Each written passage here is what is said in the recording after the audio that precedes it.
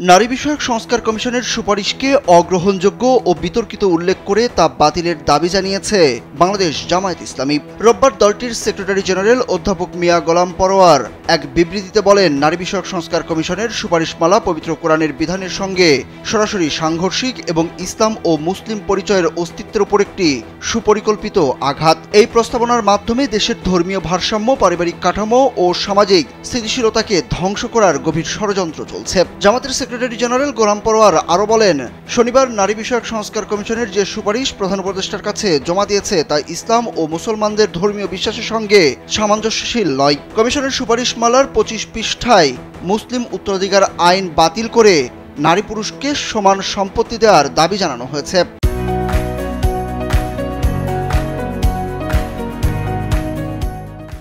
বাংলাদেশে প্রচলিত মুসলিম পারিবারিক ও উত্তরাধিকার আইন মূলত আল্লাহ তাআলার নির্ধারিত উত্তরাধিকার বিধান দ্বারা রচিত। এটিকে বাতিল করার অর্থ সরাসরি কোরআনের বিরুদ্ধে অবস্থান নেওয়া।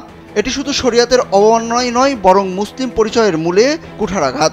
এই ধরনের প্রস্তাবনা সমাজে চরম অস্থিরতা সৃষ্টি করবে। সমাজকে অস্থিতিশীল করার সর্বনাশা চক্রান্তে কারা কলকাঠি নাড়ছে এবং মুসলিম পারিবারিক ও উত্তরাধিকার আইন নিয়ে কারা ছিনিমিনি খেলছে, জাতির সামনে অতি দ্রুত তাদের মুখোশ উন্মোচন করারও আহ্বান জানায় দলটি।